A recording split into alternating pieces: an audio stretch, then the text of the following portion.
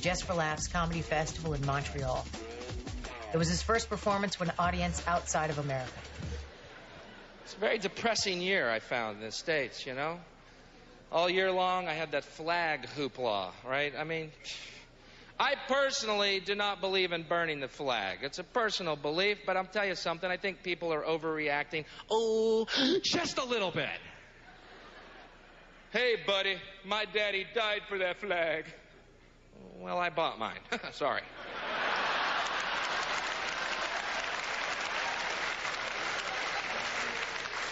You know, they sell them at Kmart for $3. You're in, you're out, brand new flag. No violence was necessary.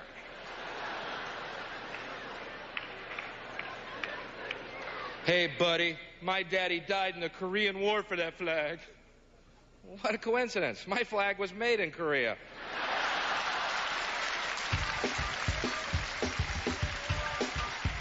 To his surprise, the international crowd loved him. He would tell a joke, and this time people would laugh. There was no need to scream at the audience. He was invited back the following year as a headliner, which was recorded for British television. With new confidence, Bill was able to direct his anger away from the audience and onto the material itself. And Bush, President Bush, a complete surprise, he turned into a demon, man. When he was first president, they called him the wimp president. I mean, this was the cover of Newsweek. Wimp president. Apparently, this stuck in this guy's craw. Guy turned into a demon, man. We surrender. Not good enough. We run away. Too little, too late. We're having way too much fun. Other American comedians stayed clear of the Gulf War, but Hicks welcomed the opportunity to break another taboo. His attacks on the U.S. actions had Americans calling him unpatriotic, but in Montreal, they were eating it up. Those guys were in hog heaven out there. You understand, man? They had a big weapons catalog opened up. What's G12 do, Tommy? Well, it says here it destroys everything but the fillings in their teeth. Helps us pay for the war effort. Well, shit, pull that one up. Pull up G12, please.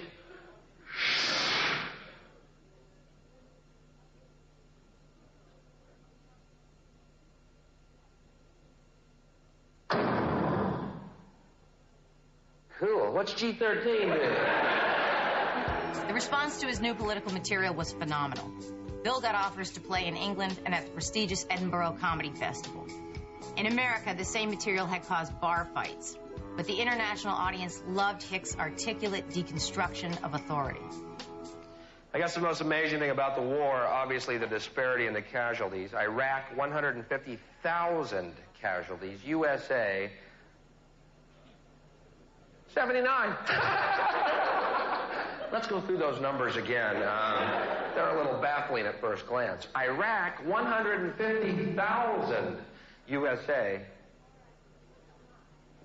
79. 79. 79. Does that mean if we had sent over 80 guys, we still would have won that thing or what?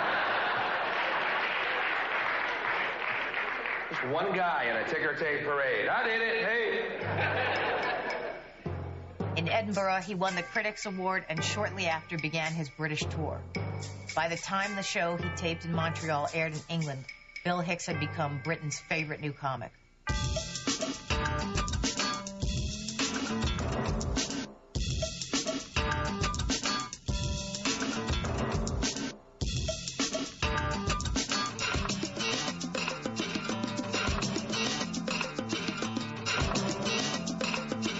A far cry from his UFO tour, Bill was playing to intelligent audiences who crowded elegant theaters to see him. The Brits immediately classified him along with the greatest comedians of our time. Anyway, you're over here doing your tour, Still Dangerous tour, that's what you call it, Still Dangerous. Right. And that sort of builds up your image as you're like the dangerous person to follow after Lenny Bruce. Is that difficult for you to keep being more outrageous or more dangerous, more challenging? No. Lenny's dead. It's a one-man race now. Bill's appearance on British TV caught the eye of John Lahr, the senior drama critic for the New Yorker magazine. Hicks wasn't as famous as the people Lahr usually covered in the New Yorker profiles, but Lahr called him the next day to arrange an interview. Bill invited him to the taping of Revelations, a new one-hour special for British TV. After almost 15 years of doing stand-up comedy, Hicks, now 30, could finally do the kind of show he had always wanted to do.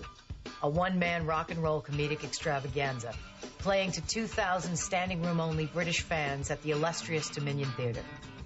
I'm so sick of arming the world and then sending troops over to destroy the arms. You know what I mean? We keep arming these little countries, then we go and blow the shit out of them. We're like the bullies of the world, you know? We're like Jack Palance in the movie Shane, throwing the pistol at the sheepherder's feet. Pick it up.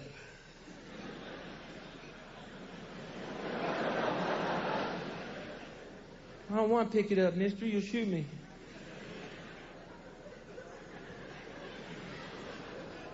Pick up the gun. Mister, I don't want no trouble, huh? I just came downtown here to get some Hard Rock candy for my kids, some gingham for my wife. I don't even know what gingham is, but she goes through about 10 rolls a week of that stuff. I ain't looking for no trouble, mister. Pick up the gun.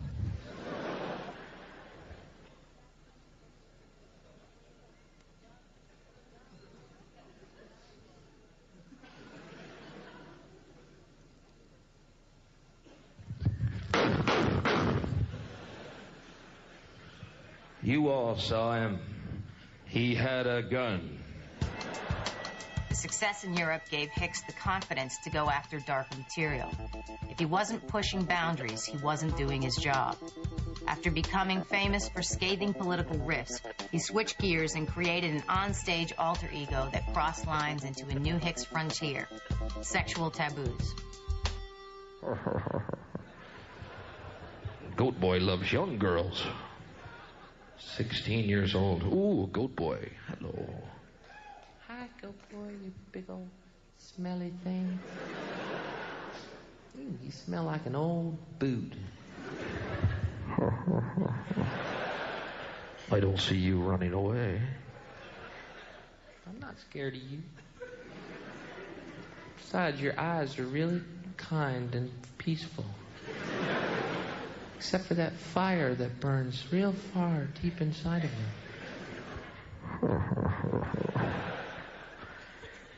Oh, Goat Boy, what's that? That is my purple wand. And my hairy sack of magic.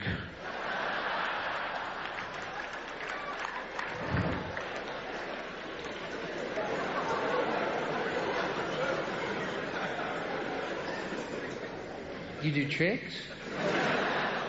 I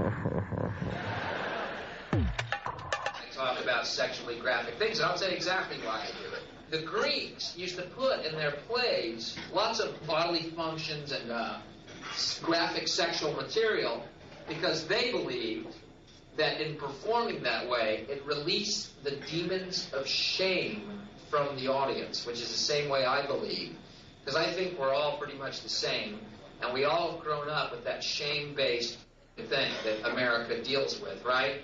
And to sit there and hear someone talk about their love of having sex, love of sex, or love of whatever, makes you feel like you're not alone with your own, what you think maybe are dark, twisted thoughts, because they're not. We all share these thoughts. So that's why I talk like I do. I think I need a priest at this point. Forgive me, Father, for I have sinned. What have you done, my son? Well, I said the word gratuitously. Yes, and what else, my son?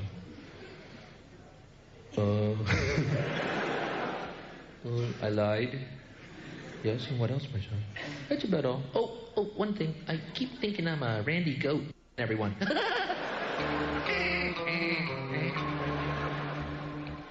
Hicks was not the first great comedian to break sexual codes. He used his alter ego the way Harpo used his horn or Chaplin used his cane, as a prop to break the boundaries of sexually explicit comedy. why do you like young girls, Goat Boy? Because you are beautiful.